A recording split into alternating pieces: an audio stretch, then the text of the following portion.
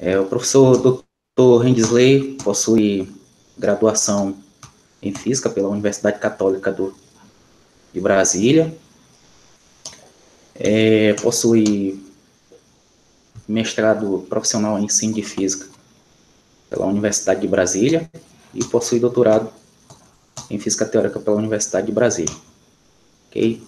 Atualmente ele é professor no ensino médio na Secretaria de Educação do Distrito Federal. Professor Rendisley, seja bem-vindo. Opa, obrigado. Primeiro eu quero agradecer a presença de todos, né? Para mim é uma honra tentar apresentar esse seminário, né? Só queria colocar que eu vou apresentar, na verdade, vai ser uma continuação do seminário do professor Rony, onde ele falou sobre quantização de Weyl, certo? E aí, nosso seminário está interligado, certo? Então, quando fala de mecânica quântica simplética, está associado à quantização de Weyl, certo? Então, obrigado, tá? Mais uma vez. Vamos lá, então. Então, como o título está aí, né? O título hoje dessa palestra seria Mecânica Quântica Simplética. O tema da minha apresentação vai ser baseado nesses seguintes tópicos, né? Aqui. Então, vai ser introdução e motivação, função de Wigner e produtos de Weyl, né? A gente vai falar sobre mecânica simplética e grupo de Galilei, considerações finais e referências bibliográficas. Nós vamos observar que Wigner, ele nasceu em Budapeste em 1902, ele faleceu em Princeton em 1905, ele foi prêmio Nobel em 1963, onde ele fez algumas contribuições para a teoria de núcleo atômico, onde levou isso à aplicação de princípios de simetrias fundamentais. Podemos destacar um grande artigo dele, que ele construiu em 1932, certo? Que nesse artigo eu posso falar que seria a mecânica quântica do espaço de fase, né? Ela surgiu com esse artigo. Vamos dizer que ele foi introduzido à mecânica no espaço de fase através desse artigo de 1932. Nós vamos observar que a mecânica, na verdade, eu posso dizer o seguinte, o espaço de fases, né? Por que estudar função de Wigner no espaço de fases? A função de Wigner é uma variedade natural de teoria cinética, onde descreve teoria cinética.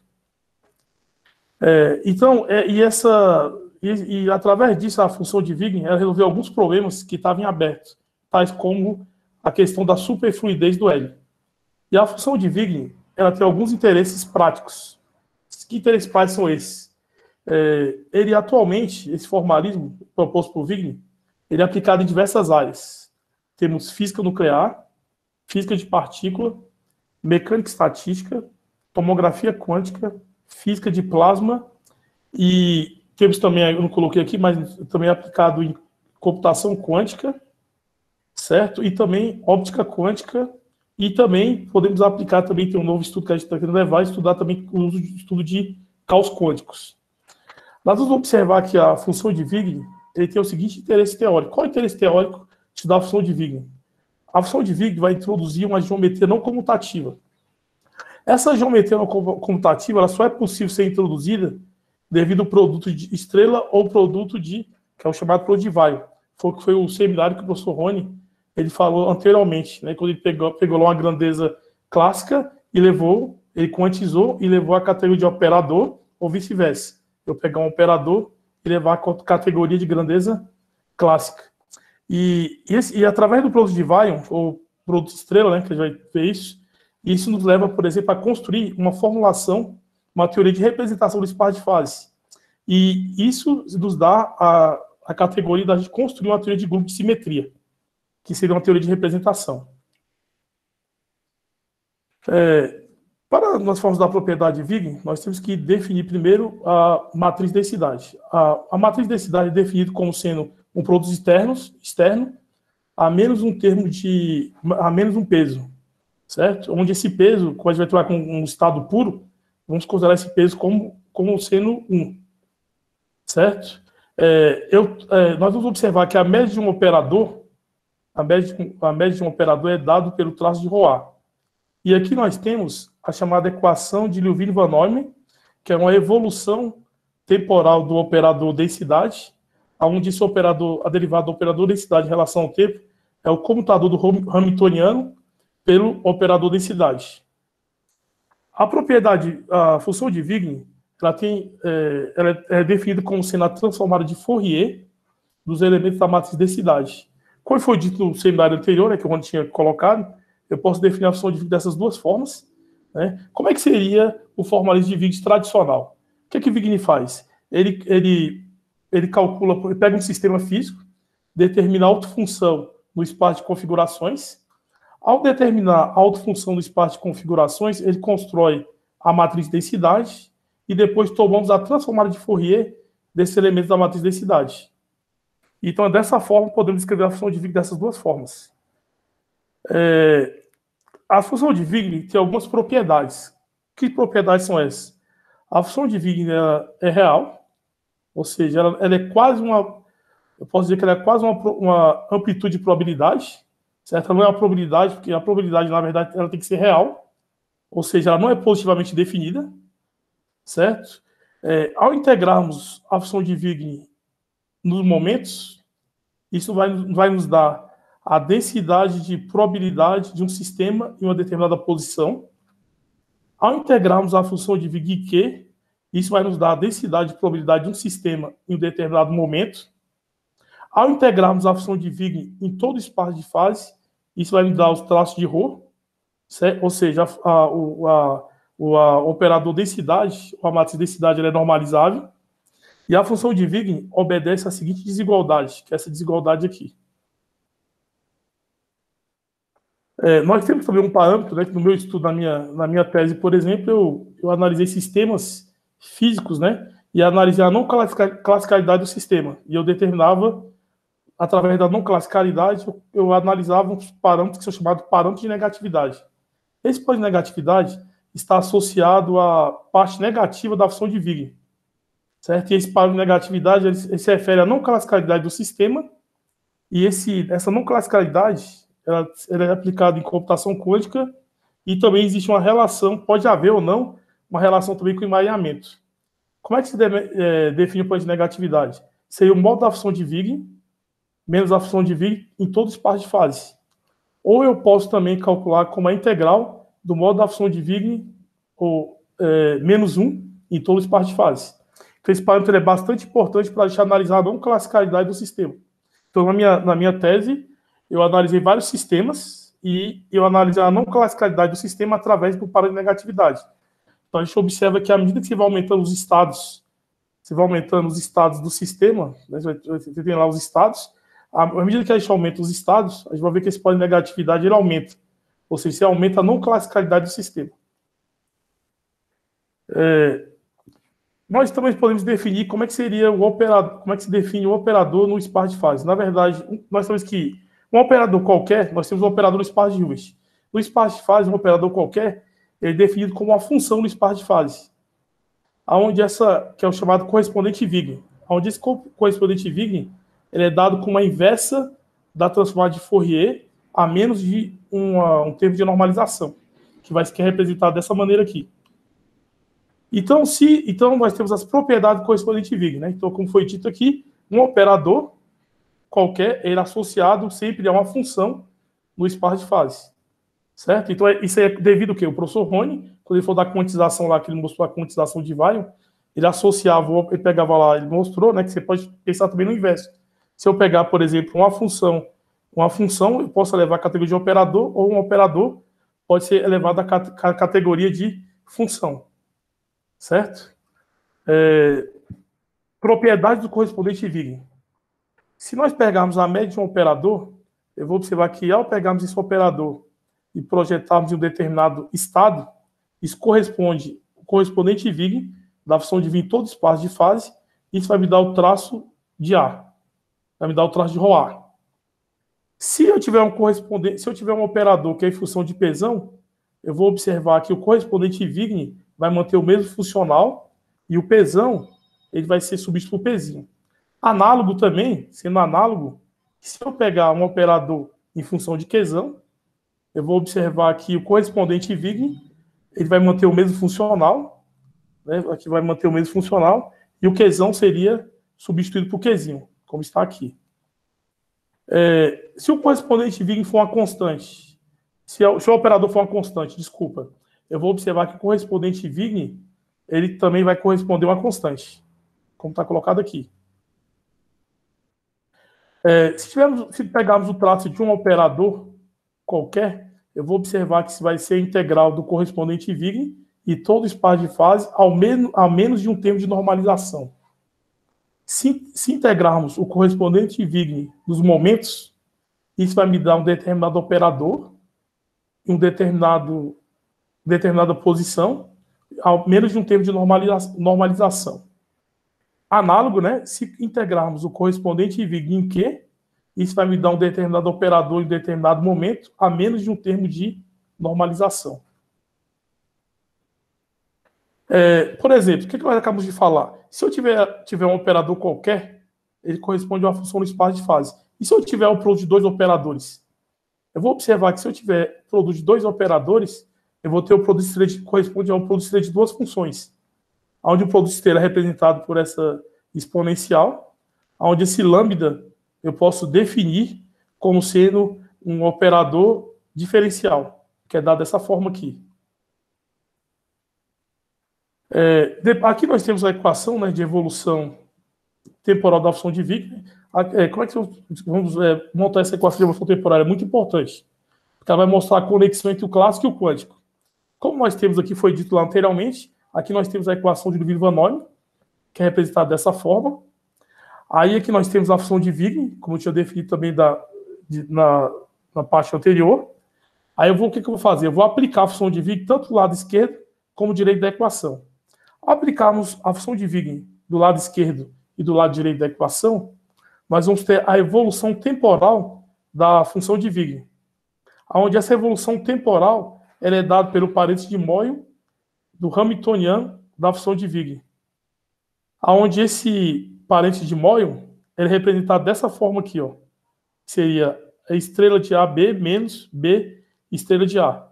Aí nós vamos observar que ao resolvermos o parênteses de Moyle, o produto estrela, eu vou expandir, vou fazer uma expansão em série de Taylor. Então, o lado esquerdo da equação eu vou manter, que é a evolução temporal da função de Wigner, e do lado direito eu vou expandir o produto estrela em série de Taylor.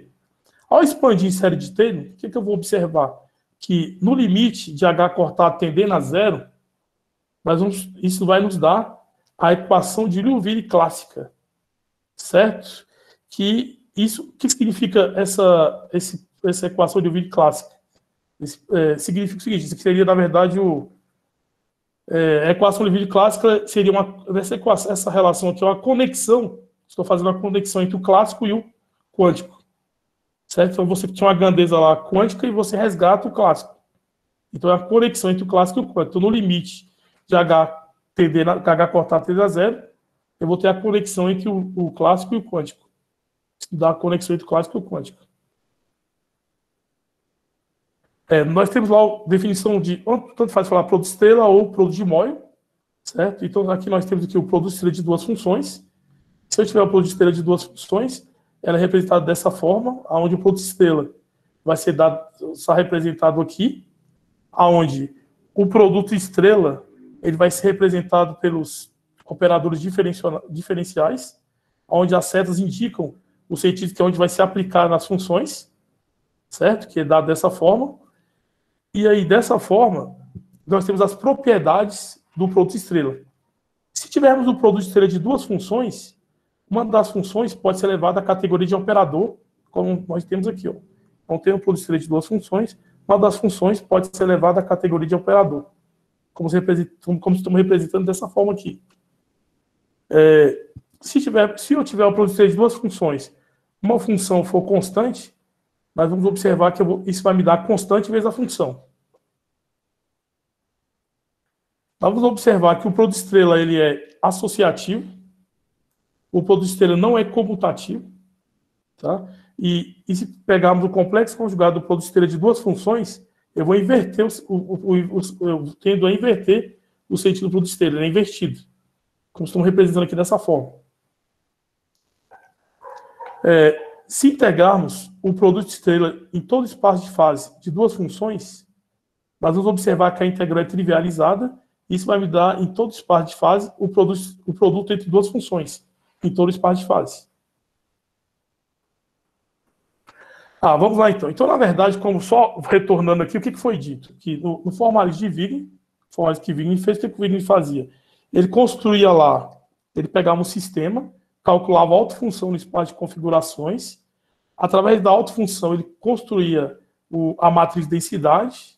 Ao construir a matriz de densidade, ele determinava a função de Wigner, tomando que é a transformada de Fourier dos elementos da matriz densidade. Mas qual é a dificuldade desse formalismo? Quais são as dificuldades? A dificuldade é que a função de Wigner ela é real, certo? Sendo real, isso dificulta a construção de teoria de calibre, ou seja, interação no espaço de fase. São interações. Então, esse formalismo tem esse grande problema. A gente não consegue construir teoria de calibre. E aí, isso também, a outra dificuldade também seria analisar a superposição de estados. Seria muito complicado no formalismo de Wigner, do formalismo que ele construiu. E aí, pensando nisso, quais foram as tentativas para resolver tal problema? A primeira tentativa foi procurar introduzir, a tentativa, né, a grande tentativa que foi feita foi procurar introduzir uma função de onda complexa, portanto, admitindo fases, no espaço de fases. Quais foram as primeiras tentativas? Nós temos esse artigo aqui, né, que é o artigo de Torres Vega e Friedrich, onde ele introduziu uma função de onda, π(x)tV, onde essa função π(x)tV é em função de QP, que, entretanto, não possuía interpretação física geral. Ele conseguiu determinar a função de onda, mas sem interpretação física. Aí nós vamos observar depois, o professor lá da Bahia, o professor Oliveira, né, e outros, eles conseguiram introduzir a função de onda, mas com a conexão com a função de Wigner. Tá? Isso garantiu que é uma interpretação física da teoria. Mas só foi possível, por quê? Porque foi construído uma teoria de representação, que a gente vai discutir. Ele construiu uma teoria de grupo, e essa teoria de grupo deu a possibilidade de nós interpretarmos a função de onda como uma quase amplitude de probabilidade. Foi a partir daí que a gente define, né, como mecânica simplética, é através da gente construir. Então, há uma construção, então é construir uma teoria de grupo, uma teoria de representação, e essa teoria de representação vai garantir a gente construir a equação de Schrödinger no espaço de fase, certo? Através dessa construção dessa de representação, que a gente vai estar discutindo. Nós sabemos que o espaço de Hilbert, a introdução do espaço de Hilbert, ele é associado ao espaço de fase e pode ser feita considerando um conjunto das funções complexas de quadrado integrável. Ou seja, então aqui nós temos aqui tem uma função de, então na verdade a função de onda, a função aqui no caso é uma função de quadrado integrável, que é representada dessa forma aqui. Nós temos aqui, né, para definir os grupos de Galileano, a gente vai definir aqui o x barra e o t barra, onde esse R ele vai representar uma rotação espacial, esse A uma translação espacial e esse B uma translação temporal, onde V é a velocidade relativa entre os dois referenciais iniciais.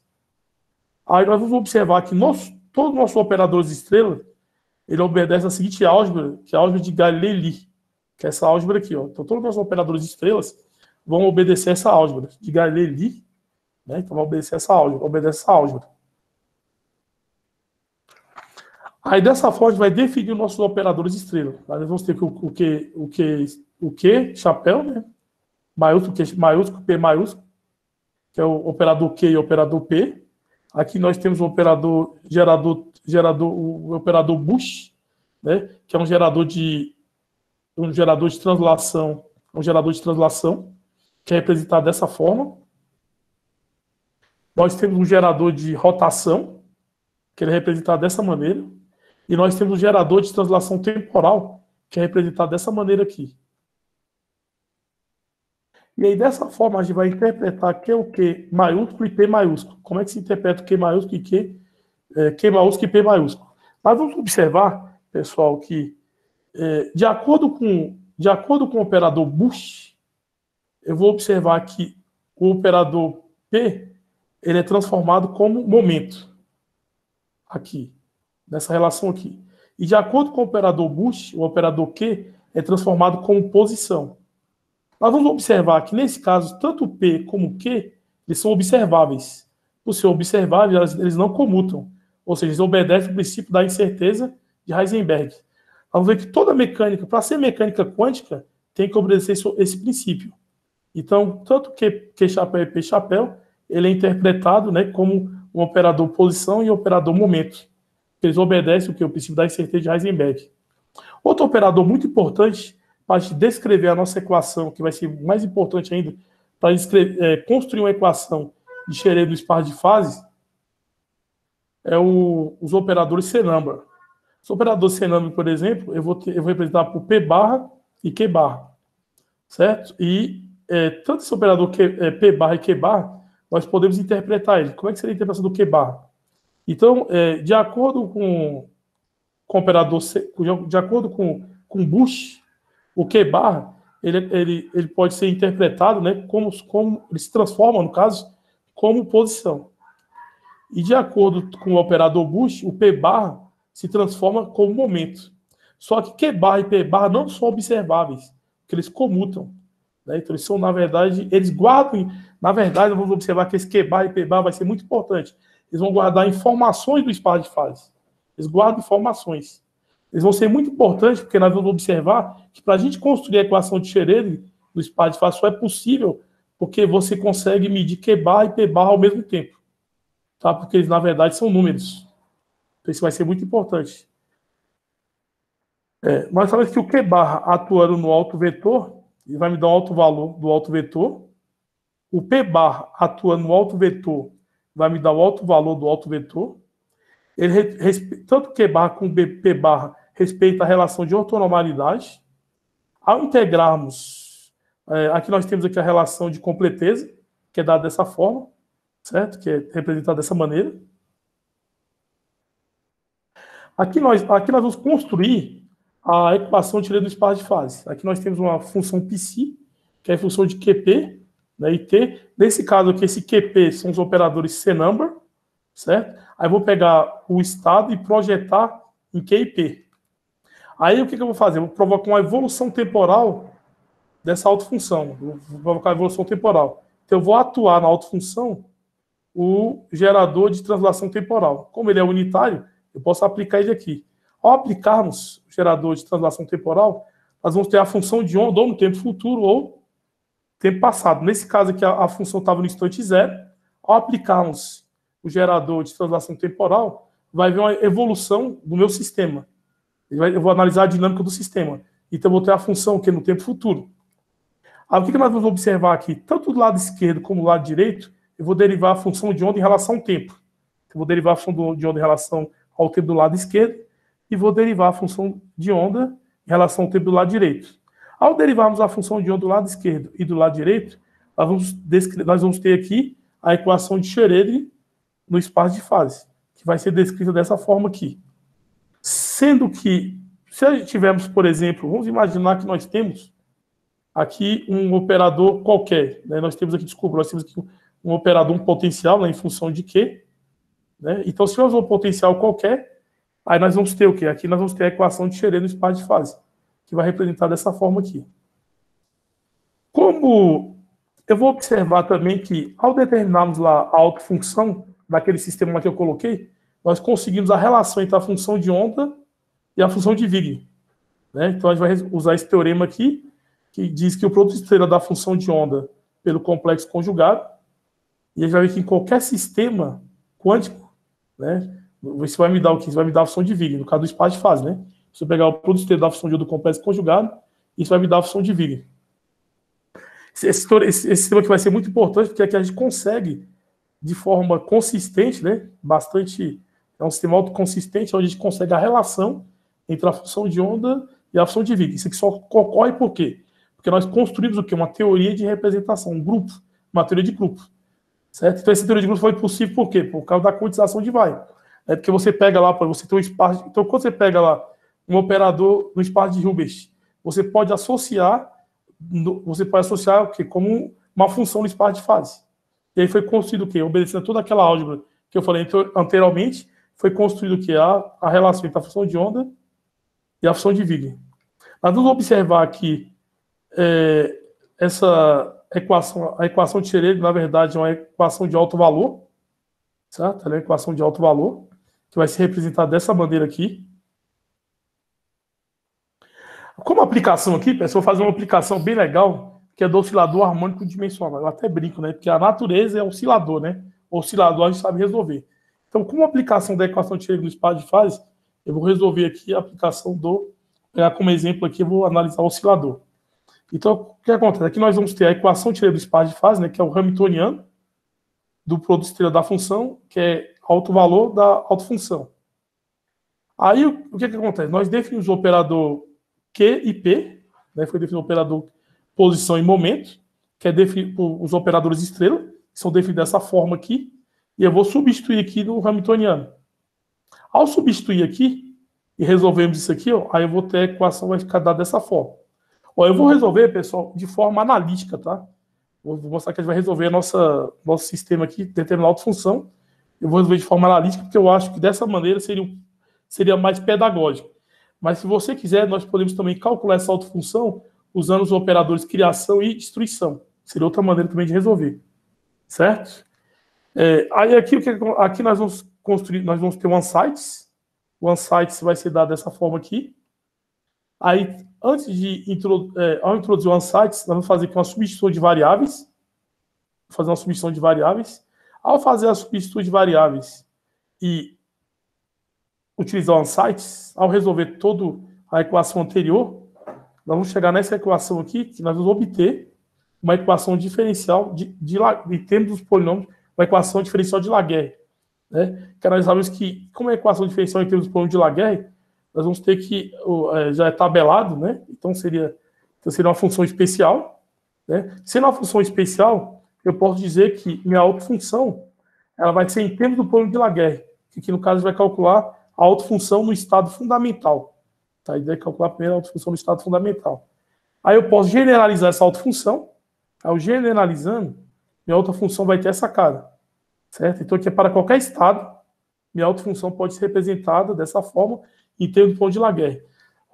Aqui, na verdade, como foi dito, eu estou resolvendo de forma unidimensional. Estou resolvendo o oscilador de forma unidimensional.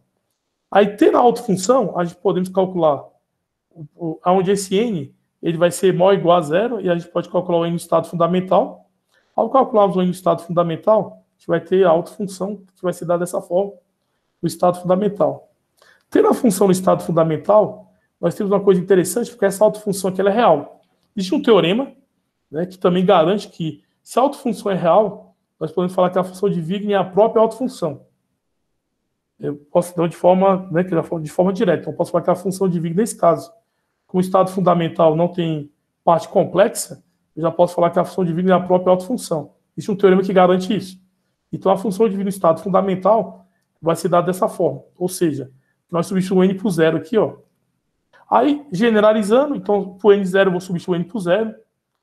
Aí nós calculamos aqui também a autofunção para n igual a 1 e n igual a 2. E aí, usando o teorema, porque a gente vai ver que quando n for igual a 1 e igual a 2, a autofunção vai ser complexa. Aí temos que usar o nosso teorema, que é o produto estrela da função de outro complexo conjugado em qualquer sistema, vai dar a função de Wigner. Aí nós calculamos a função de Wigner no primeiro estado excitado e no segundo estado excitado. São dadas dessas duas maneiras. Nós calculamos também, não coloquei aqui no slide, mas nós calculamos também a função de Wigner, tá, pessoal? Vou mostrar que é para o terceiro estado excitado, quarto estado e também do quinto estado excitado. E aí eu vou analisar essa função de Wigner graficamente. Então, eu vou plotar o gráfico e analisar o que significa, qual o significado, quando se relaciona a autofunção com a função de Wigner, qual a interpretação física que nós temos para isso. Aqui nós temos aqui, por n igual a zero, né, nós temos aqui no eixo Z aqui a função de Wigner, temos as coordenadas P e Q aqui. Aqui nós temos aqui a função de Wigner no estado fundamental, vai ser representada dessa maneira, e nós observamos que o sistema não tem, na verdade, ele não é ele é bastante clássico, ele é totalmente clássico, porque a função de Wigner aqui é zero. Então, a função de Wigner não é negativa, desculpa. Então, a função de Wigner é negativa. Para não ser negativa, o sistema é altamente clássico. Quando a gente vai aumentando o estado, então vou agora calcular para o n igual a 1. Para o n igual a 1, aqui nós temos aqui ó, as coordenadas P e Q, né? E aí, para o n igual a 1, eu vou observar que a função de Wigner é bastante negativa. Ó. Então, o meu sistema ele é o quê? Ele tem uma não classicalidade bastante grande. Já começa a aumentar a não classicalidade dele. Ou seja, ele é bastante negativo. Então, a função de Wigner já começa a ser bastante negativa aqui. Certo? E essa negatividade da função de Wigner está associada à não classicalidade do sistema. Então, isso quer dizer que o sistema é menos clássico. À medida que a gente vai evoluindo os estados, então a gente vai pegar aqui para o n igual a 3, para o n igual a 4 e n igual a 5. Então, à medida que eu vou aumentando os estados, eu vou observando que a função de Wigner vai ficando, o sistema vai ficando, a função de Wigner vai ficando mais negativa. Então, você vai aumentando a não classicalidade. Então, a gente vai ver que isso aqui vai ter diversas aplicações. Hoje existe um interesse muito grande de analisar a não classicalidade de sistemas, né? Ainda não é comprovado, mas a gente tenta analisar essa não classicalidade. Se tem sistemas que têm uma não classicalidade, isso pode ajudar, por exemplo, na computação quântica. Porque lá na computação quântica nós temos o problema da decoerência. Então, os estudos levam que a não classicalidade do sistema, quanto mais não clássico o sistema, você diminui a decoerência. Isso não. O que seria a decoerência? Porque a função de onda, como você tem a decoerência interna e externa, a informação ela pode colapsar. Então, quanto maior a não classicalidade do sistema, o sistema ele tende a não colapsar. A gente vai observar que a tendência é a função de onda ela não vai colapsar, então você não tem perda de informação. Então, a cada vez mais, a gente tenta analisar sistemas, né? Analisar a não classicalidade de sistemas, que isso ajuda, por exemplo, no estudo de computação quântica. Certo? Fechando aqui, eu quero só mostrar aqui, mostrar alguns trabalhos que o nosso grupo está desenvolvendo, né, em artigos, né? Tem esse trabalho aqui muito interessante, que foi um artigo agora, publicado agora, que é do oscilador quártico. A ideia todos esses artigos é determinar a autofunção do sistema. Nesse caso aqui, a autofunção foi determinado numa função especial, que é a função de Helm. Função de Helm. Aí nessa função de Helm, a gente conseguiu resolver esse sistema de forma exata e conseguimos a relação com a função de Wigner da autofunção. A gente conseguiu a interpretação física do sistema. Esse artigo foi um artigo bem interessante, porque nós usamos aqui o programa do professor Marciano. Aí o programa deu uma solução exata e, através dessa solução, nós voltamos e conseguimos trabalhar a função exata desse sistema. Sendo um sistema muito complicado, porque é um oscilador quártico, que é não linear, no caso, né, o potencial, então se torna algo muito difícil. Então, no mundo, nosso grupo conseguiu a solução exata do oscilador quártico. Assim, no futuro vai ter várias aplicações. Aqui eu tenho um trabalho que eu desenvolvi também no doutorado, onde eu também peguei um sistema que é o pêndulo, que é o pêndulo simples, né, analítico, onde nós calculamos a autofunção do sistema, resolvi a autofunção e conseguimos analisar e fomos estudar a não classicalidade do sistema, determinando a função de Wigner. Né? Temos aqui também um artigo também, do nosso grupo também, que é um artigo onde você fala da não classicalidade da função de Wigner, através de sistemas oscilantes, onde nesses sistemas, para cada sistema, foi determinada a função de Wigner para analisar a não classicalidade do sistema. A gente publicou na Brasil Journal of Physics, um artigo bem, né? Esse artigo é muito importante, que foi meu primeiro artigo internacional, então acho que fiquei bastante emocionado, né? Tive a ajuda dos meus companheiros, do Hara, né? O Márcio Hara, entrou o Ulloa, nem citar as pessoas, mas é um artigo muito especial. Foi um artigo de muita luta, não foi simples. Né? Então, é um artigo bastante interessante, que ele fala que né, todos esses artigos determinar a autofunção para analisar a não classicalidade do sistema. E o legal aqui também, porque a gente trabalha com fase, né? Então, só é possível usando que nosso teorema, né? Porque no formalismo de Wigner tradicional você não consegue trabalhar com fase, porque é real. Então, dessa forma, a gente trabalha com sistemas com fase. Aqui nós temos também um artigo também que eu achei muito interessante, né, que foi uma proposta do grupo também, que era falar do efeito Zeeman no espalho de fase, onde é um sistema, por exemplo, que a gente usa uma transformada, que eu usei porque na verdade é um sistema difícil de se resolver, porque você tem uma parte colombiana, e para você resolver isso não é fácil. E aí nós temos um método, né, que eu estudei com a orientação do professor Rony, do professor Ademir, que é uma transformada de Boole, que serve para sistemas bidimensionais. Dessa forma, eu consegui pegar esse sistema, essa transformada, o que ela faz? Parte você transforma para oscilador a gente sabe resolver, e outra parte perturba. Então, a perturbação não foi fácil, então eu fiz muitas contas, né, para chegar nesse artigo. Também é um sistema que a gente quer também analisar a não classicalidade do sistema.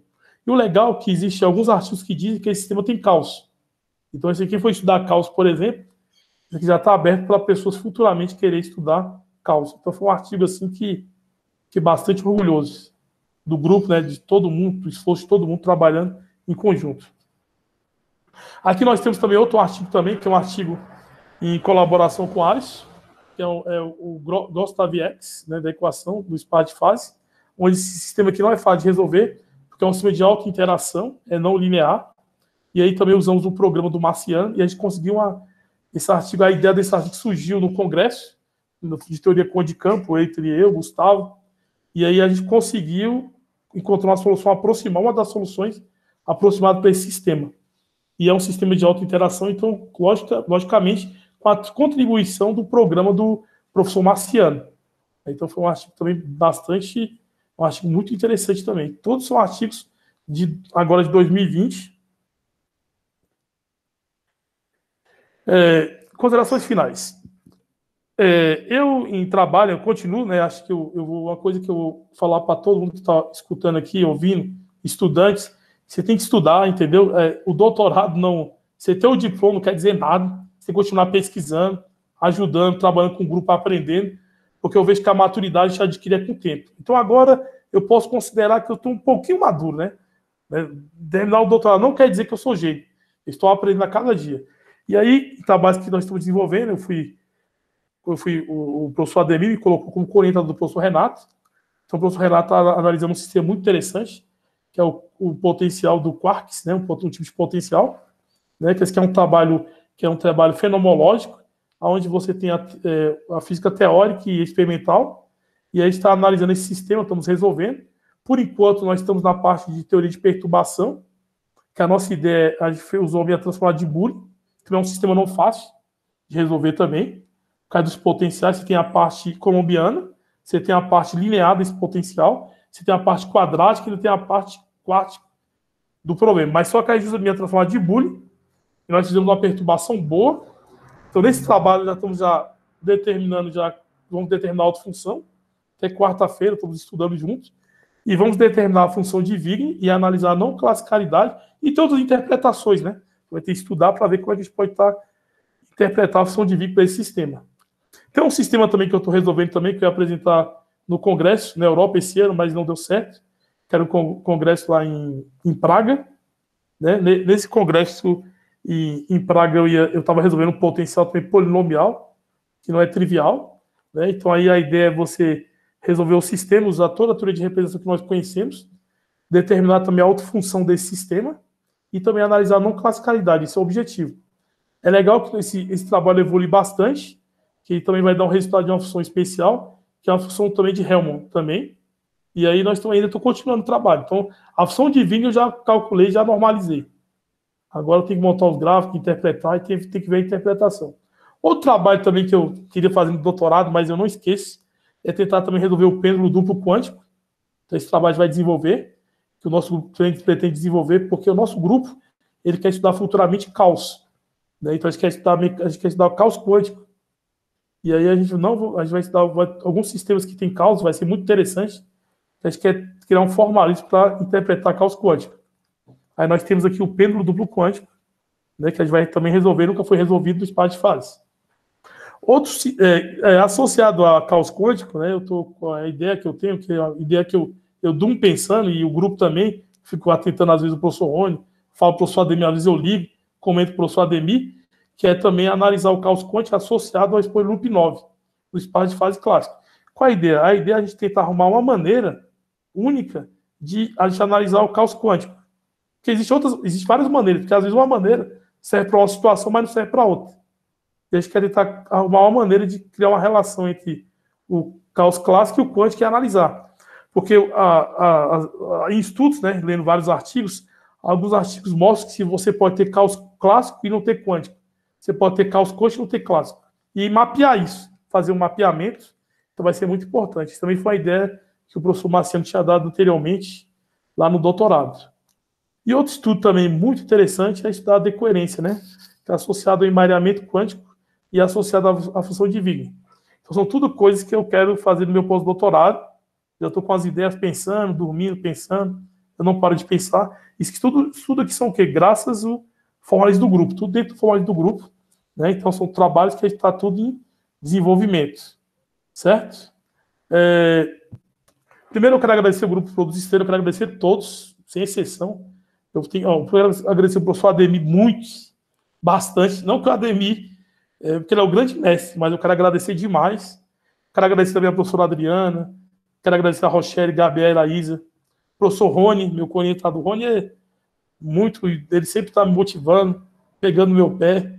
A Carol, entendeu? Agradecer a Carol, ela vai estar com a gente no nosso grupo. Está tomando lá os quartos lá, vou atentar muito ela. Agradecer muito o professor Sérgio Lhoa. Agradecer o Renato, né? Que o Renato é um motivador, acho legal, porque eu estou orientando ele acaba me instigando a correr atrás, a estudar. Isso é muito bom. Quero agradecer muito o Petrolino, né? Que o Petrolino é um parceirão também. É um cara que me motiva o tempo todo. Não, você tem que estudar, tem que estudar. Isso. O Rara também é um grande também que me motivou muito. É um motivador bastante. O professor Marciano também eu tenho uma admiração muito grande por ele. O professor Eduardo também eu tenho uma admiração muito grande. É um cara bacana, certo? Eu acho que eu me empolgo demais. O Lucas, quero agradecer também o Lucas muito também. Quero que o Lucas faça o doutorado. Se eu puder ajudar, vou ajudar. O Caio também. O professor Alessandro, ele não está aqui lá em Cuiabá, quero agradecer muito. Ele é um cara bastante amigo. O Roemi também é um parceirão. E eu não vou esquecer de agradecer a Galáxia, que eu acho importante agradecer a Galáxia. Eu até digo, o professor, ele coloca a Galáxia no lugar, né? E minha função é segurar a Galáxia, não deixar ela desfazer, né? Essa é a ideia. E aí, eu quero, como referência biográfica, eu tenho as seguintes referências. São essas seguintes referências. Foi pesquisado. Esse artigo aqui é muito interessante, tá? Da 80 anos da função de Wigner. Um artigo muito bom que eu aconselho vocês também a ler ele, que ele vai te dar uma base muito boa sobre mecânica quântica simplética. E todos esses artigos aqui foram analisados para construir essa apresentação. E obrigado, eu quero agradecer a todos, certo? Estou aqui aberto agora a perguntas, por favor.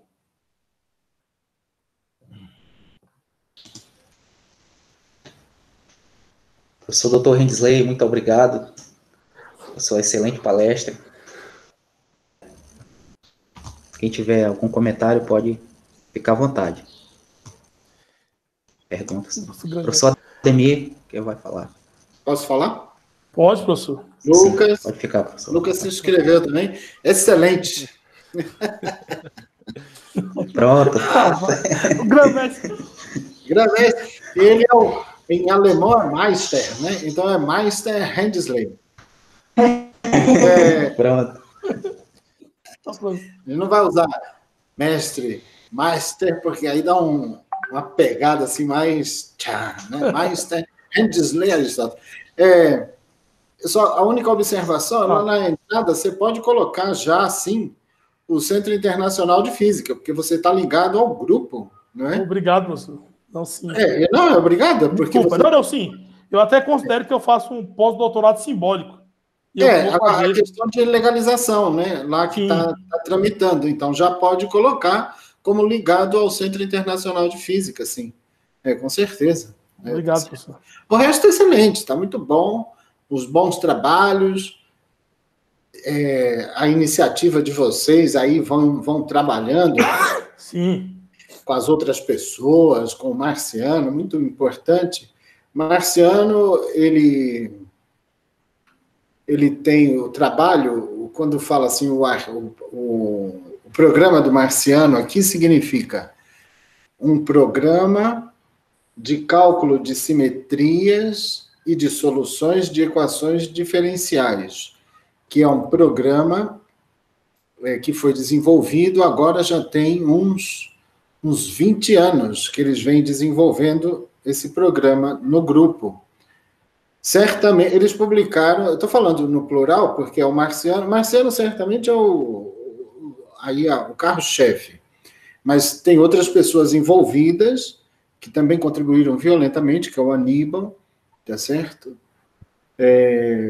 E eles fizeram uma publicação desse programa alguns anos atrás. Então, quando você publica, tem vários programas de cálculo de simetrias, de invariantes e de soluções de equações diferenciais. Então, você tem alguns critérios gerais para saber tempo de programação, se está funcionando aqui, etc. Então, tem digamos assim, um procedimento mesmo, uma espécie de um rumo onde você pode comparar os programas. E esse programa ele foi publicado porque ele se mostrou o melhor programa na praça para fazer esse tipo de conta. Hoje em dia, pelo menos. Tanto do ponto de vista de otimização, de tempo e etc., como de abrangência no cálculo de equações em geral. Assim, sempre não linear. As mais simples, a gente sabe tudo, né? Mas o problema são as equações complicadas. Então, tem algumas equações que foram escolhidas, que aí os programas são testados nestas equações. E é um trabalho de longo prazo, assim, muita paciência para fazer isso. E aí acaba ajudando muito, muito mesmo. Como o Hensley falou, você calcula a função de Wigner, mas o ideal seria, no formalismo de Wigner, não dá para fazer isso de pronto, né? Como ele falou, a questão da fase ali, meio complicado, então não dá para assim, calcular. E existem situações que é difícil você, por exemplo, soluciona a equação de Schrödinger, aí com a equação de Schrödinger faz a transformada de Fourier. Isso, às vezes, não dá para fazer. Não dá porque, às vezes, não tem resultado analítico, tá certo? Se você não tem resultado analítico, não é? Se você não tem a função de onda escrita analiticamente, está ficando bem complicado fazer isso, ou seja, calcular assim, né, a função, você fazer uma coisa torta. O ideal, Wigner se fecha enquanto um formalismo dentro de si mesmo. Mas aí aparecem uns problemas também de dificuldades, que é a questão das fases. Não é? Como é que você introduz interação? A gente só sabe introduzir interação, como já falamos de outras vezes, através das simetrias de calibragem, e as interações não são simples. Então, tinha que arrumar uma maneira. A maneira da chamada mecânica quântica simplética foi fundada dentro do grupo, dentro desse grupo, aquele trabalho do Oliveira. Então, ela vem nessa direção, para resolver mais esse imbróglio. Então, fica autocontido, tá certo? Há um ano passado, no início do ano, um ano e meio, a gente publicou um artigo ligando essa função de onda com aquela que o Hensley mencionou, do Torres Vegas. Inclusive, foi parte do trabalho de IC da Carol. A Carol, não sei se está aqui assistindo. A Carol está terminando o doutorado pelo IFT, ela estava nos Estados Unidos. Ela que está ajudando a gente com a fenomenologia ali de quark-antiquark, processo de interação, que você, em alguns regimes, ele pode ser tratado, em algumas situações, a interação, que é a interação forte, mas ela pode ser tratada de um modo a simular a equação de Schrödinger. E tem uma literatura enorme aí. E a gente está escrevendo, tentando calcular, dá para calcular, próximo, o Renato está trabalhando com isso, junto com Hensley, Rony, eu, aprendendo com a Carol a fenomenologia da interação quark-antiquark, e aí fazendo conta, vai fazendo conta juntos. Eu fico bem entusiasmado, porque o processo de interação forte é o que dá o confinamento e deconfinamento, né? Algo que venho estudando há muitos anos, assim, ao longo das décadas aí, né? Como motivação do ponto de vista teórico. Então, agora temos mais essa possibilidade de estudar a função de Wigner, não é? Plotá-la. Como o Rony disse no seminário passado, a função de Wigner, ela, em alguns casos, ela é mensurável, inclusive. E essa negatividade, ela passa a ser fundamental. Fundamental aí para a análise estatística, né, do comportamento dos sistemas, então, da natureza estatística, né?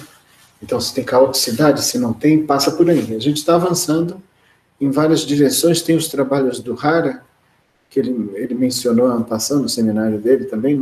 Nesse seminário não dá para aprofundar muito nas coisas técnicas, a ideia é simplificar o máximo possível e falar o que está fazendo, etc. Enfim, acho que é isso. Acho que o Rony, o Hara podiam se manifestar um pouco, né? Petronilo também tem trabalho nessa área bastante. O Rodrigo tem uma pergunta aqui, professor. Ele está perguntando sobre o Rodrigo Mendes. Rodrigo? Lucas? O Rony respondeu a pergunta do Rodrigo aqui no chat. Eu até responder. A gente vai começar ainda, né? A gente não tem ainda uma relação entre a função de Wigner e mareamento quântico. Tem uma pergunta da Camila Pimentel. Ela está agradecendo pela palestra. Aí ela faz a seguinte pergunta: faz sentido e é interessante determinar a entropia no sentido de sistemas dinâmicos? Mendesley. Ela fala que faz sentido determinar a entropia em sistemas dinâmicos? Isso. Vou pensar aqui. Eu acredito que sim. Faz sentido, né? Porque, por exemplo, você tem alguns sistemas, por exemplo, você pega, por exemplo, vamos pegar um exemplo aqui. O cara eu já assisti palestras, por exemplo, do cara determinar, por exemplo, a entropia, você constrói um sistema dinâmico da célula, por exemplo. Aí você pode estudar a entropia para analisar, por exemplo, porque tem a questão do envelhecimento da célula. Então ele pode associar a entropia. Né? Eu acho que tem sentido sim, com certeza. Porque você tem sistemas dinâmicos e aí você pode analisar a evolução desse sistema através da entropia. Porque a entropia só aumenta, né? Sim. O que você acha, professor Ademir? Eu vi um professor uma vez, professor, teve uma palestra muito boa de um professor lá de Barcelona. Inclusive, ele estudava sistemas, por exemplo, dinâmicos, onde ele estudava a entropia do sistema dinâmico, tipo, questão da célula. Que a ideia dele é tentar analisar uma maneira da célula envelhecer mais devagar. Aí os caras estudam esse tipo de sistemas para analisar. Né? No caso, questão do envelhecimento celular. Sim, acho que tem tudo a ver, né? Eu não sou especialista em sistemas dinâmicos, tá certo? Agora, dependendo eu posso falar, por exemplo, com relação ao emaranhamento, né, que a gente vem trabalhando também, mas com outra abordagem. A gente ainda não definiu emaranhamento no espaço de fase. Para você construir emaranhamento, para você saber se um sistema está emaranhado ou não, você tem que introduzir medidas de emaranhamento. E os sistemas podem ser caóticos, nesse caso. E aí, se o sistema é quântico, existe o conceito de sistema maximalmente emaranhado. Para você definir sistemas, sistema da ótica quântica, tá certo? Luz aí, por exemplo. Né?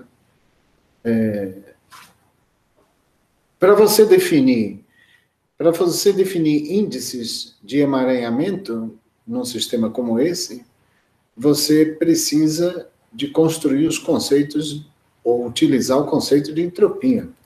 O conceito de entropia, nesse caso, serve como medida de emaranhamento, tá certo?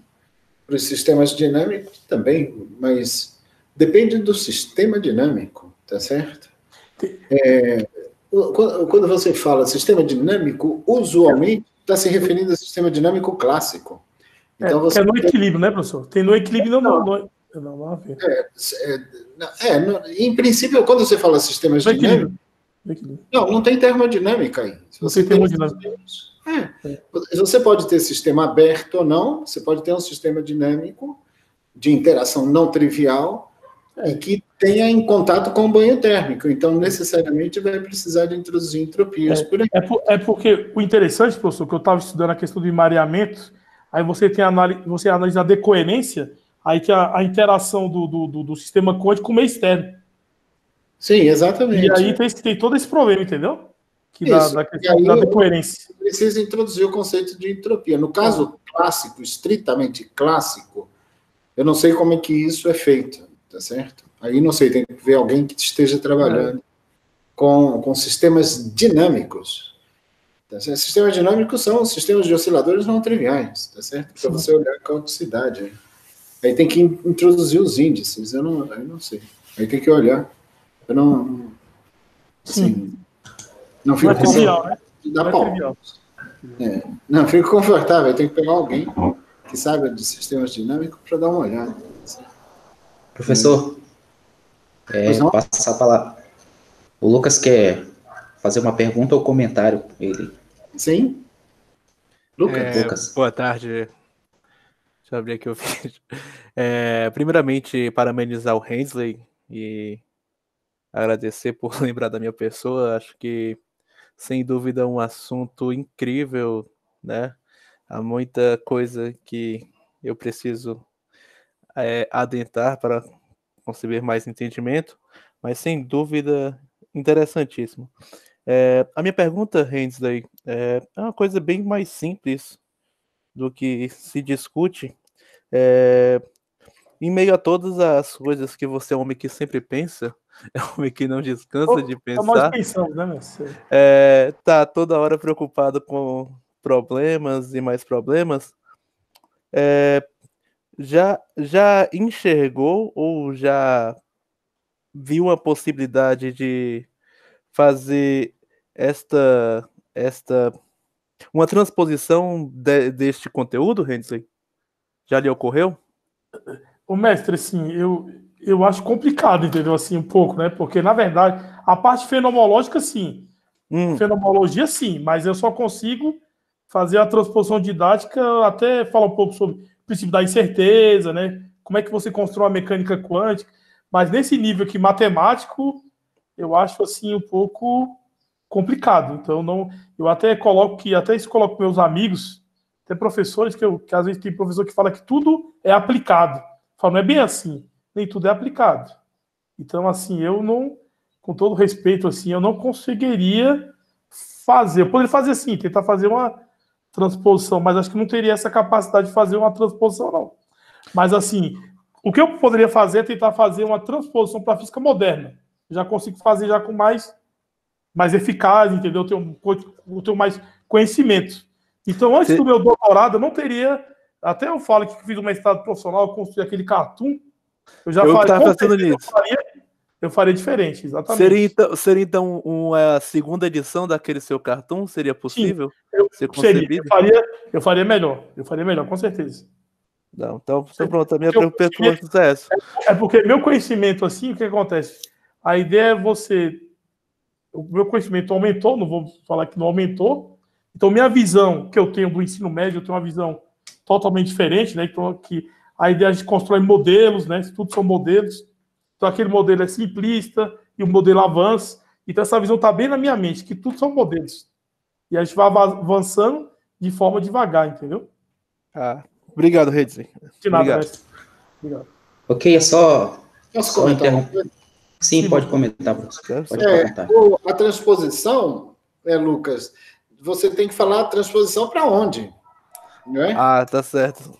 Você tem que falar transposição didática para onde? E aí, por exemplo, a equação de Schrödinger, você estuda em física moderna, bem colocado pelo Hensley. Quer dizer, eu faço a transposição para a física moderna. Por quê? Porque a equação de Schrödinger, eu posso escrevê-la no espaço de fase e fazer contas. É outro formalismo só. Não tem...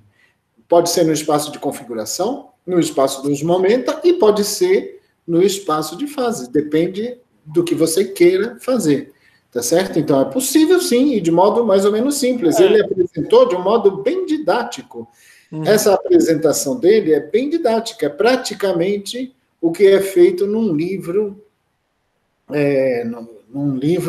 de física moderna, quando vai escrever lá a equação de Schrödinger. Isso, inclusive, foi trabalho do nosso queridíssimo Hara, que eu acho que não está aqui, tá certo? Quando ele literalmente faz uma transposição didática. A gente estava deduzindo a equação de Schrödinger, deduzindo mesmo, através de teoria de representação, via álgebra de Lie.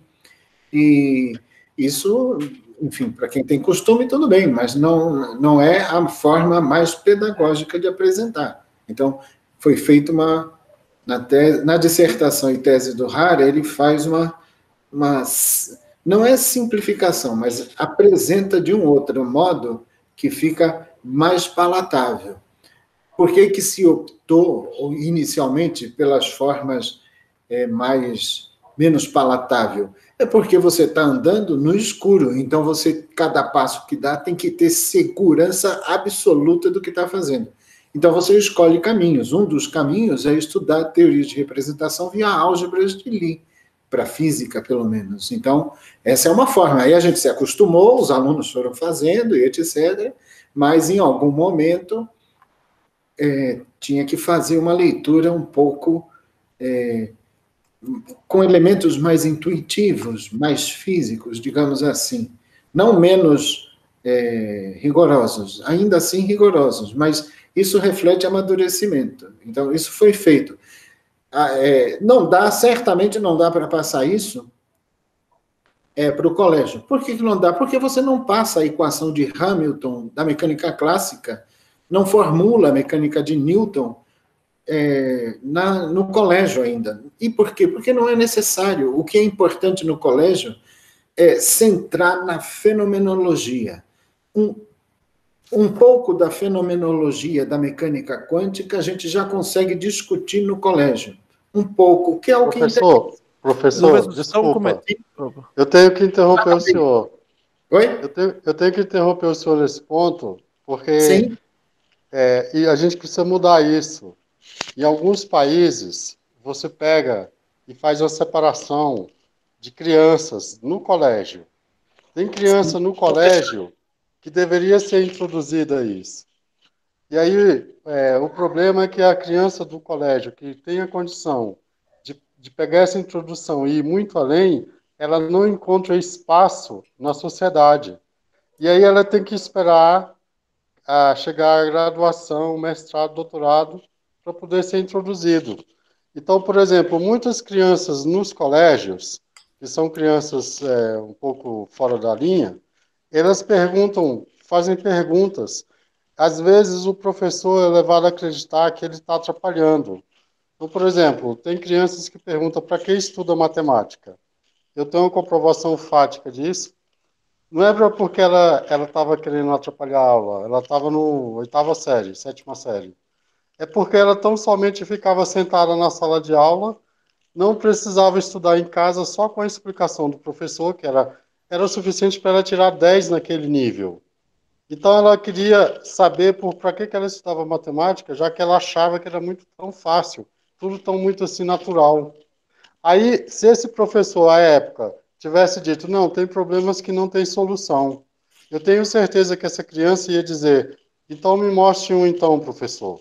Aí tem problemas, por exemplo, problema de colates, que qualquer criança de sétima série, quinta série, entende. E é um problema sem solução. E tem os problemas da mecânica quântica, da relatividade e tudo mais.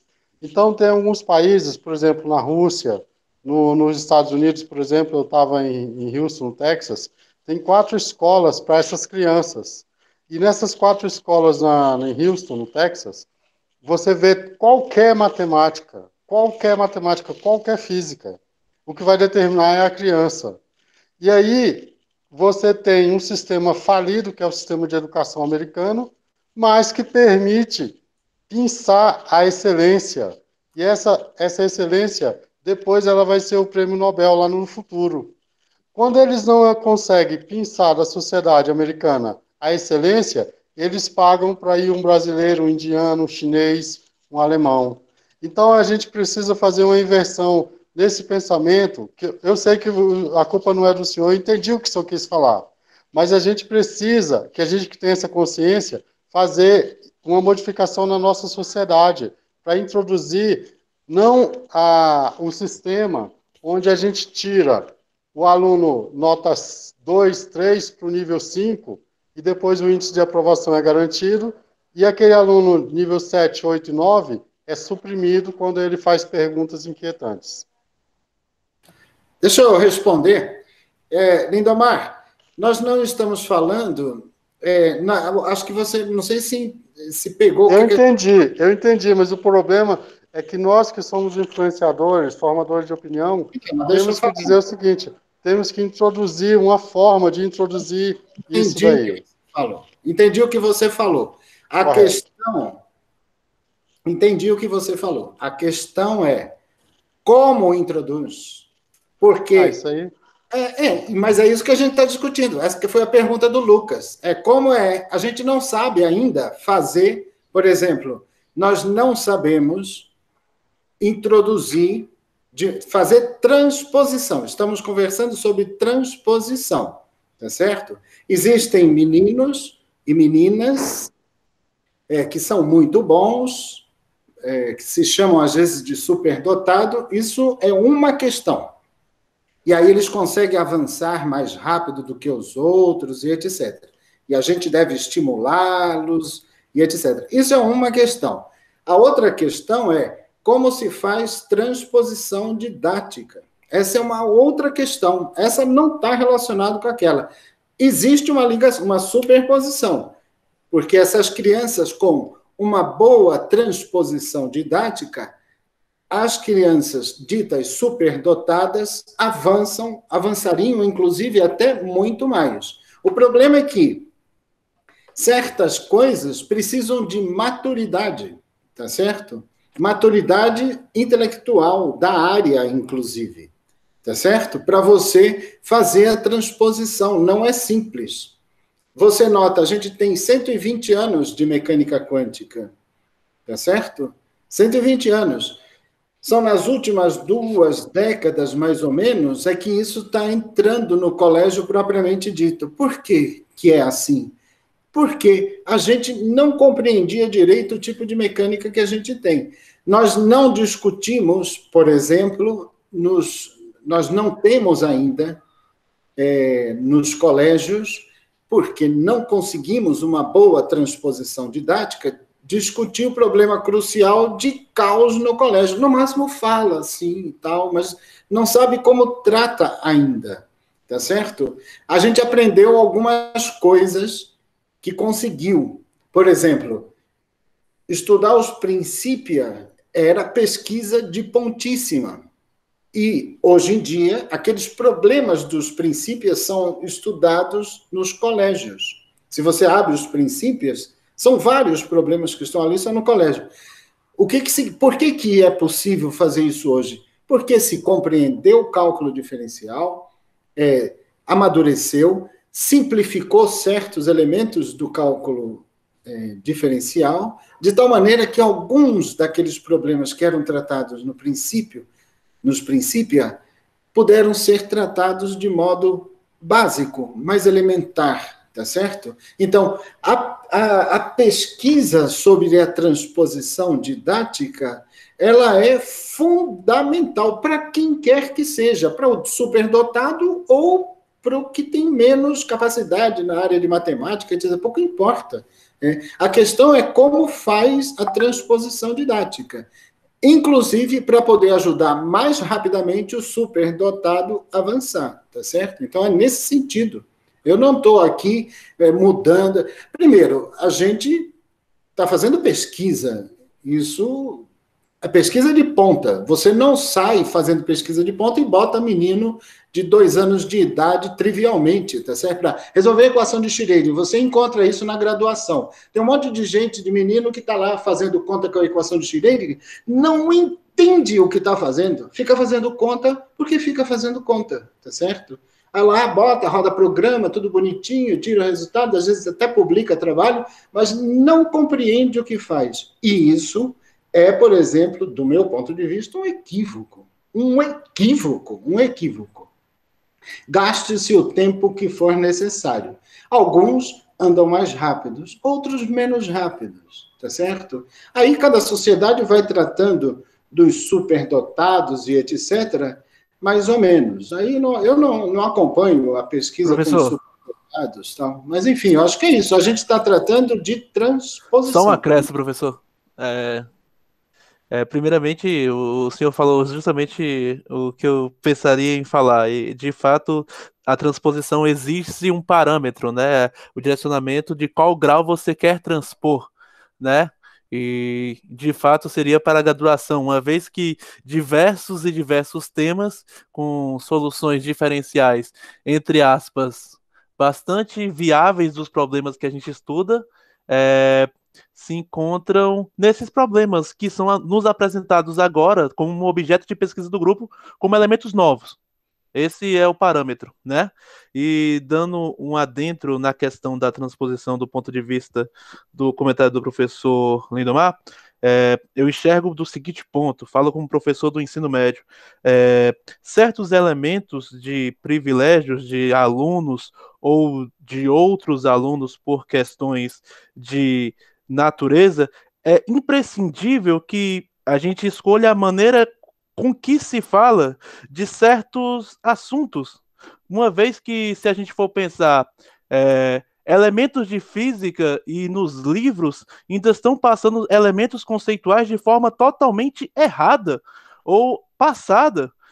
Se falar, todo mundo fala a palavra do século é mecânica quântica, física relativista. Você pode, em todas as escolas, se fala disso, mas explicar isso de maneira clara não traz os livros, são equações puramente jogadas, essa é a palavra que o ensino médio tem. A impressão que se dá é que os físicos não têm um comprometimento ao escrever o livro e os conteúdos se veem simplesmente para um sistema de aprovação que temos hoje que se chama Enem, não há preocupação com o aprendizado. Então, quando o senhor for pensar na maneira de como se diz, privilegiar a certos alunos e favorecer os que estão em paralelo a acompanhar, a gente tem que pensar num sistema social, né, primeiramente, a sociedade que estamos, depois no sistema avaliativo e o porquê estamos ensinando aquele determinado assunto. Qual é o motivo do que se estuda, né? Porque aí sim, a gente vai construir parâmetros educacionais. E sendo sincero, o senhor deu o exemplo dos Estados Unidos. De fato, no Brasil, com o que temos de educação, é uma luta que fazemos nas universidades, porque o modelo escolar, esse que tem posto, precisa ser totalmente revisto. Não sei, é uma visão minha. O professor Ademir talvez tenha certas angústias com a escola, eu tenho as minhas. Então, é isso. Precisamos ter a clareza do que falar para isso, né? A matemática é um elemento interessante, mas a matemática, mesmo sendo um elemento interessante, primeiro precisa ter clareza do que se estuda, para depois trazer a beleza das contas. Uma visão minha. Posso, só interrompendo aqui, voltando um pouco para a palestra do Rensley, né? A Camila Pimentel, eu quero voltar à pergunta da Camila Pimentel, né? É porque ela acrescentou em seguida, acho que a pergunta dessa forma, faz sentido e é interessante determinar a entropia no sentido de sistemas dinâmicos. Aí ela coloca mais na frente a entropia de Kolmogorov, Sinai ou entropia topológica. Rensley. Mestre, é o seguinte, que eu vou falar para a Ademir, eu teria que estudar, entendeu, mestre? Assim, a gente não consegue dominar tudo. Aí eu teria que dar uma estudada, né? Eu não sei se ela quer estudar caos, o que ela quer, na verdade, assim, porque eu teria que, com todo respeito, eu posso te responder outra vez, posso estudar e te responder. Eu não saberia te responder essa pergunta. Sério, não saberia. A ideia é que a gente começou, né? O professor Ademir sabe, que a gente começou, tipo, aí de um pequeno estudo, como a gente pode estudar caos quântico, né? Uma maneira. Aí a ideia de determinar o padrão de negatividade, que em alguns artigos existe uma relação entre o parâmetro de negatividade, que é a não classicalidade, com caos. Mas a gente ainda não tem que estudar mais, tem que avançar o grupo. Nosso grupo está avançando ainda, né? Nessa linha ainda, mas não o suficiente para responder essa pergunta. Eu não saberia. Me desculpa. Quem é a... Eu não Ok. saberia. É a Camila. Não saberia responder. Então, é uma pergunta que vamos ficar devendo para a Camila. Depois a gente vai Pesquisar, entendeu? Eu posso... pesquisar e É porque é outra voltar linha. isso. Porque é Outra linha. Outra linha. E o professor Certo. Ademir... Com licença. E o Só- professor Ademir, rapidão, ele deve observar que pesquisa... O Marco tem questão aqui, ó. Ah, não, tá, desculpa. O Lidomar Lidomar. tem uma pergunta aqui, após a Camila. O professor Lidomar, né? Se ele quiser, Sim. pode ficar à vontade para fazer a pergunta. Pode perguntar. Ele saiu da Acho reunião. que caiu a... É porque caiu aqui, eu tive que caiu, voltar. Lidomar. Caiu 2 vezes, eu tive que voltar. É a internet, Lidomar. Bom, Muito bem, internet. eu quero primeiro parabenizar o Hensley. Eu gostei da apresentação, Hensley. Obrigado, mestre. Eu desejo que você continue animado. E eu só imagino a felicidade que são os seus alunos de ter um professor que consiga dar um seminário tão avançado desse daí, tá bom? Obrigado, Deve ser mestre. muito bom, deve ser muito bom para os seus alunos. Você mencionou sobre a palavra caos, e caos tem voltado aí aqui e acolá, alguém fala sobre caos. Eu tenho interesse em entender onde que entra, por exemplo, o caos quântico. Eu queria que você teria como você dar 2 exemplos. Um exemplo de caos, e definir o que é caos no âmbito clássico e no âmbito quântico. E dar um exemplo em cada? O âmbito quântico, no clássico é o seguinte, dadas as condições iniciais de um sistema, uma pequena variação nas condições iniciais do sistema, você perde a previsibilidade, né? Você não tem a previsibilidade. Correto. Aí um exemplo que nós temos clássico é o pêndulo duplo. Agora, para caos quântico, mestre, o que eu pesquisei, existem várias maneiras de analisar, são várias. Não existe um estudo específico. Esse que é o grande problema. E porque eu não, na minha tese era para estudar caos, só que eu não consegui, né? Assim, acho que assim, que o professor falou. Aí eu estudei para negatividade, só que ainda eu quero estudar para um pós-doutorado. O grande problema é que caos funciona, ainda o caos quântico ele é pouco entendido na literatura, mas pelo que eu vi é pouco entendido. E também, por exemplo, tem sistemas, por exemplo, que classicamente ele tem caos e quanticamente não. E já tem sistemas quanticamente que tem caos, outros não. A ideia é a gente construir um formalismo que mapeie isso e leve um no outro e cria tipo um mapa analisando vários sistemas. Entendeu? E não é trivial, então não é nada trivial, né? Assim, um cara que domina muito, assim, que estuda assim, os programas, o professor Marciano, por exemplo, ele pegou um sistema lá que eu achei interessante, que é o Renorrales. Então, o sistema de Renorrales, que é, no caso, né? Que é clássico, um sistema clássico.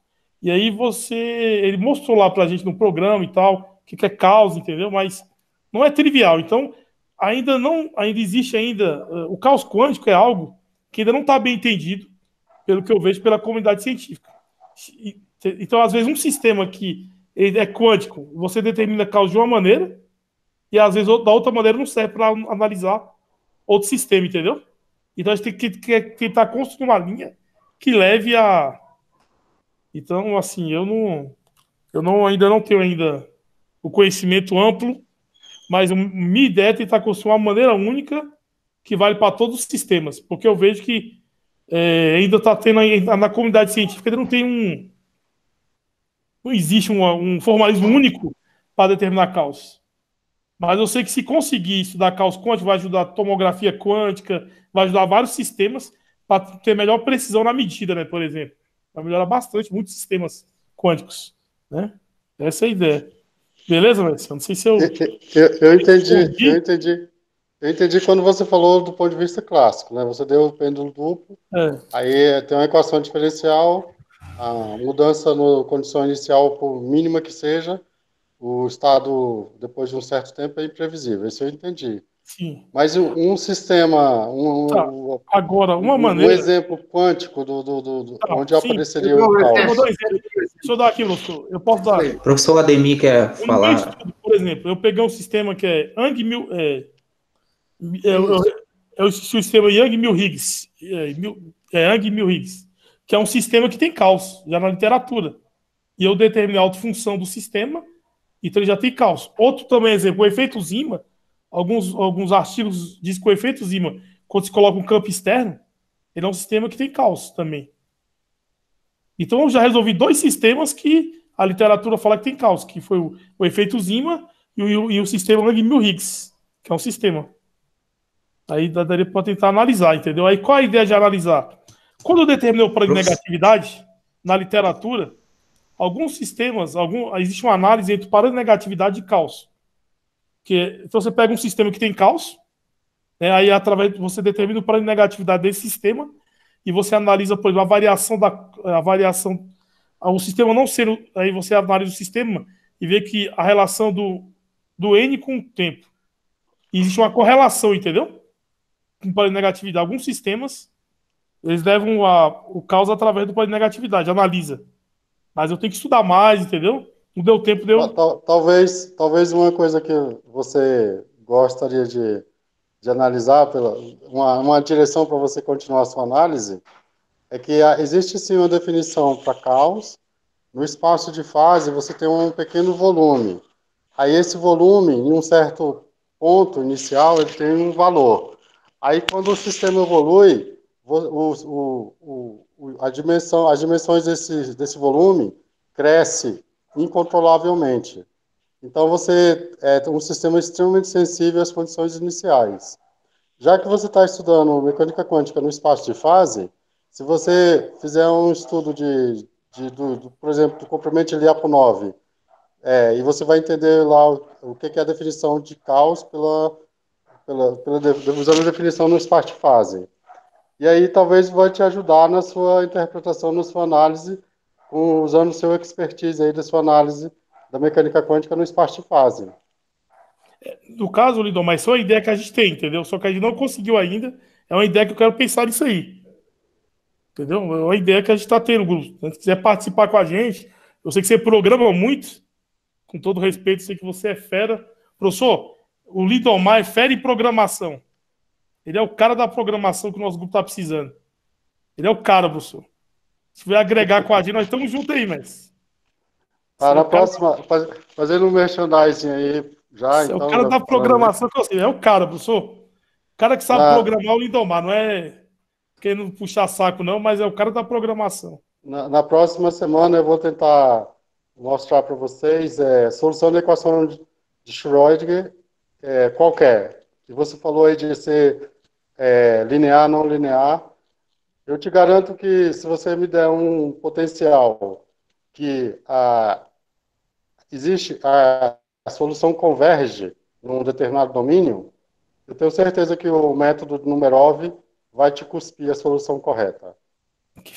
Eu desafio aí, na semana que vem, vocês podem pegar qualquer potencial e aí você me dá 2 condições de contorno, que é a equação de segunda ordem, né? Eu tenho certeza que o método Numerov vai te dar a solução. Que legal. E eu vou explicar por quê. Tentar explicar por quê. Então, na semana que vem, eu conto com todos vocês. Eu vou ter que sair agora. Parabenizar o grupo mais uma vez. Eu estou gostando de participar. Ô, Idomar, eu não sei se eu até peço que o senhor não fui claro, entendeu? Na sua... Foi sim. Aí eu vou ter que participar de outra reunião agora. Aí eu parabenizo a todo mundo aí, tá bom? E até a próxima. Professor Ademir? Professor Ademir? Professor Ademir quer. Ele está falando alguma coisa que está com o fone desativado. Lindomar? Sim, fala. Lindomar. Você poderia talvez ajudar na resposta, acho que foi a Gabriela, sobre a questão da entropia lá. Você parece que trabalha... Foi a Camila, professor. Foi a Camila Pimentel. Pimentel. Foi o caminho. A ideia da questão de causa é essa mesmo. Por exemplo, no sistema de Yang-Mills-Higgs, é um sistema de osciladores não lineares, tá certo? Uma forma de estudar é olhar, no caso de caos quântico, é olhar, como você não tem espaço de fase, é olhar, por exemplo, os níveis de energia, qual é o comportamento deles. Isso dá uma medida de caoticidade. A outra forma é ir para o espaço de fase, só que no espaço de fase, essa seria o ideal. É por isso que a gente está andando na direção do espaço de fase com a equação de Schrödinger, porque só com Wigner não é simples de fazer esse tipo de estudo. Por quê? Porque não é autocontido o formalismo. Então, você tem que resolver a equação de Schrödinger e ir para o espaço de fase. Isso tem implicações complicadas. Eu tenho a impressão que você pode ajudar a gente, sim, nessa direção, mas a ideia é exatamente essa. Já que tem espaço de fase, sistema quântico, eu sei o que significa, e aí analiso o comportamento das soluções. É exatamente isso. Que é um pouco o que Hensley tinha falado, ou seja, a questão da estabilidade das órbitas, etc. Enfim, mas essa é a expectativa mesmo, com a função de Wigner. Tá certo? A negatividade, você nota, é uma informação nessa direção, né? Ela dá uma informação, a evolução temporal da negatividade é que está associado com a caoticidade ou não. Aí isso é trabalho bem recente, assim, é bem novo. Outra maneira de olhar. Mas esse é bem novo, assim, recente que eu estou falando de alguns anos, assim, alguns poucos anos atrás aqui, através da definição do parâmetro de negatividade. Acho que dá para fazer bastante coisa. Esse expertise seu talvez ajude bastante a gente, sem dúvida nenhuma. Muito bom, vai lá para a reunião. Tchau. Ok. Alguma pergunta, comentário mais? Eduardo, Petronilo. Opa, Tudo aqui, não. só aprendendo. Só aprendendo. Parabenizar o Renzo. Foi muito boa. Muito obrigado, ajudou a entender mais. Só Demi, hoje eu tô só na água só. Certo? Por isso que eu estou sentindo que a galáxia... Eu já tomei shake, professor. Vou tomar um shake aí. É isso, Randisley? Vou tomar um shake, professor. Em relação ao parâmetro que eu não sei qual é, que ela está inclinada. Pois é, valeu, Rendley. Muito obrigado aí pela exposição, ajudou bastante a entender mais ainda sobre Eu estou estudando algumas coisas, né? Nesse momento mesmo, eu estou abrindo algumas continhas e tal, olhando. Ele está querendo falar, ó. Certo, se o Eduardo finalizar os comentários aí, eu vou chamar o professor Eric. Não, é isso mesmo, ainda está finalizado já, tá de boa. Estou por aqui, qualquer coisa. Professor Eric, pode... Olá a todos. Queria cumprimentar aí o Hensley pela apresentação, gostei especialmente também dos comentários finais aí, relacionados ao grupo e as pesquisas e também as ideias que você pretende depois desenvolver. Eu acho isso muito importante, né? Mencionar as questões que a gente tem interesse de desenvolver em seguida. Eu queria fazer um adendo à discussão que a gente começou com respeito à transposição didática e a questão da educação científica, e queria aproveitar esse espaço sem perguntas finais para mencionar também uma questão, um problema talvez que a gente pensa pouco, que é o problema dos grandes números relacionados não à excelência, mas a ações de política pública educacional que permitam um aumento dos números mesmo, assim, não da excelência, mas da quantidade de pessoas que conseguem terminar a escolarização e fazer o seu percurso até o final do ensino médio e eventualmente fazer graduação, fazer um mestrado, e aumento das publicações, né? Um ambiente, por exemplo, como esse grupo, que eu percebo assim, um acolhimento afetivo mesmo, que faz as pessoas, né, terem interesse de conseguir continuar os estudos e tal, me parece que é algo que também entra na conta dessa questão dos grandes números, né, que eu vejo muita gente interessante que poderia estar fazendo pesquisa mas que por uma besteira de ego, alguma briga acadêmica, acaba não seguindo em frente, ou então as exigências são muito, muito grandes e tal. Então, só um adendo com relação a essa importância dos grandes números, e isso envolve uma questão cultural mais ampla, né? Relacionada à nossa desigualdade, a uma questão também de preconceito, relacionado também a uma série de questões culturais, mesmo que a gente acaba não pensando tanto enquanto cientista, mas que entra na conta também, né? Que talvez seja um pouco o nosso papel, de tentar minimizar de alguma forma, né? Mas era só esse comentário mesmo, e meus parabéns aí ao grupo, né? E ao Hensley também. Obrigado, Messi. Certo. Então vamos finalizar.